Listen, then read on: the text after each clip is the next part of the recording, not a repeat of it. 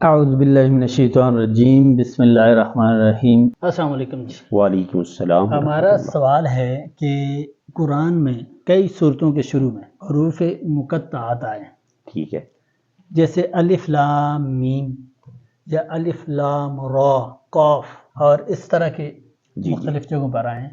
ان کا پڑھنا اور ان کا معنی اور ان کا نازل ہونا، آیا کہ ان صورتوں کے یہ کوئی آیت کے زمرے میں آئیں گے یا جی کس لحاظ سے ان کو دیکھا جائے گا؟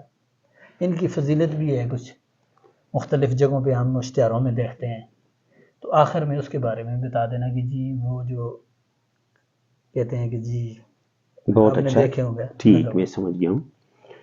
قرآن پاک یہ جو آپ کے سامنے ماشاءاللہ قرآن پاک کی آیات کی قسمیں، قرآن پاک کی آیات کی بنیادی طور پر دو قسمیں، نمبر 1 محکمات، نمبر 2 متشابہات۔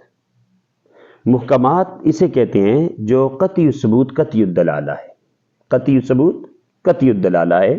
قطعی ثبوت قطعی الدلالہ کا مطلب یہ ہے 2 + 2 = 4، بالکل واضح، جیسے وَإِلَٰهُكُمْ إِلَٰهٌ وَاحِدٌ، سب کا معبود ایک خدا ہے، اسے کہتے ہیں قطعی الثبوت قطعی الدلالہ۔ ایک یہ قسم ہے، ان سے عقائد ثابت ہوتے ہیں۔ ٹھیک۔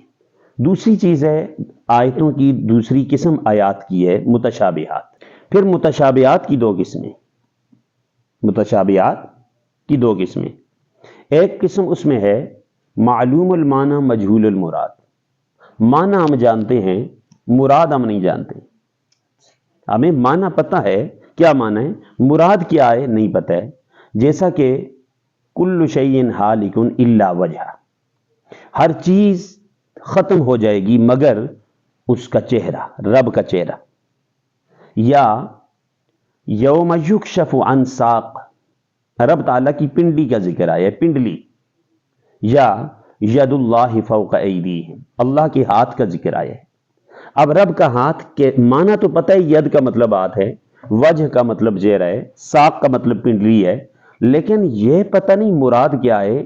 پنڈلی، اب رب تعالیٰ تو جسم سے پاک ہے، تعالی عن الجسد، وہ جسم سے پاک ہے، لہٰذا پنڈلی سے کیا مراد ہے یہ ہم نہیں جان سکتے، یہ رب تعالیٰ ہی بہتر جانتے ہیں۔ ہاتھ سے، رب تعالیٰ کے ہاتھ سے کیا مراد ہے، اس کی قدرت مراد ہے، شان مراد ہے، کیا چیز مراد ہے، رب بہتر جانتے ہیں، ہمیں معنی تو پتہ ہے، مراد پتہ نہیں۔ متشابہات کی دوسری قسم ہے مجہول المعنی مجہول المراد، نہ تو ہمیں معنی پتہ ہے نہ ہمیں مراد پتہ ہے، وہ یہی ہیں الف لام میم یا الف لام میم صاد، کاف ہا یا عین صاد، اسی طرح قاف، قا ہا، نون، مختلف ہا میم عین سین قاف، ہا میم، مختلف مقامات پر جو آئے تو انہیں کہا جاتا ہے مجہول المعنی مجہول المراد۔ ان کا معنی بھی ہم نہیں جانتے اور مراد بھی نہیں جانتے۔ اب یہ سوال رہا کہ یہ قرآن کی آیت ہے یا نہیں؟ جی مستقل آیات ہیں، ان پر ایمان لانا واجب ہے، ان پر ایمان لانا واجب ہے، یہ مستقل قرآن پاک کی آیات ہیں، لیکن ان کے معنی کی کھوج میں ہم نے نہیں پڑھنا، یہ متشابہات ہیں۔ قرآن پاک نے منع کیا ہے کہ متشابہات کے پیچھے نہیں پڑھنا۔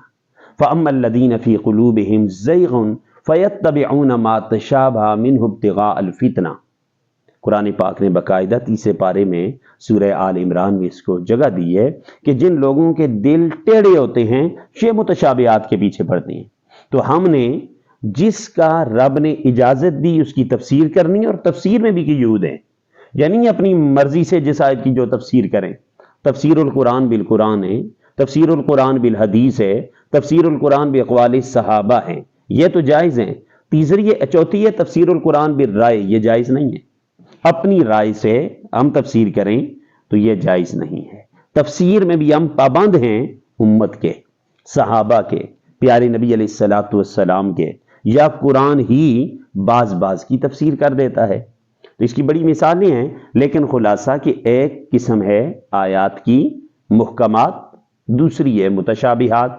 پھر محکمات تو واضح میں نے ذکر کر دی، جو قطعی ثبوت قطعی الدلالہ ہیں، جو 2 + 2 = 4 کی طرح ہیں، اور باقی رہ گئی متشابہات تو دو قسمیں ہیں، मालूम अल माना मजहूल अल मुराद, माना पता है मुराद नहीं पता, या दूसरी किस्म मजहूल अल माना मजहूल अल मुराद, ना हमें उसका माना पता है ना मुराद पता है, बस उस पर ईमान लाना और तस्दीक करना ये हमारे ऊपर वाजिब है, इसलिए उनके मानी के लिए हमें ज़रूरत नहीं है कि उनके मानी किए जाएं।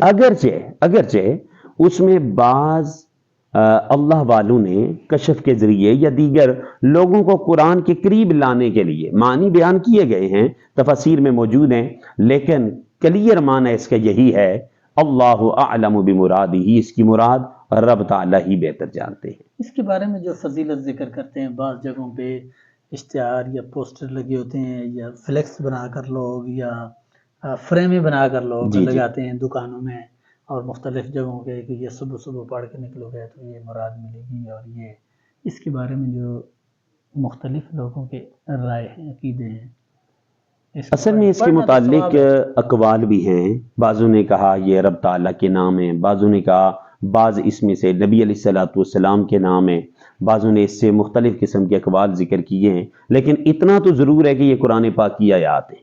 यानी पढ़ना सवाब है। जब कुरान पाक की आयात हैं तो सवाब इसके पढ़ने का तो ज़रूर है, लेकिन यह कहना कि इसके पढ़ने से ये मुराद मिलेगी ये मुराद मिलेगी, ये लोगों का अपनी तरफ से है, कुरान और सुन्नत इसका कोई मजबूत इसकी दलील नहीं है। ठीक है, मेरे YouTube चैनल को सब्सक्राइब कर दें, वीडियो को लाइक कर दें और वीडियो को शेयर कर दें।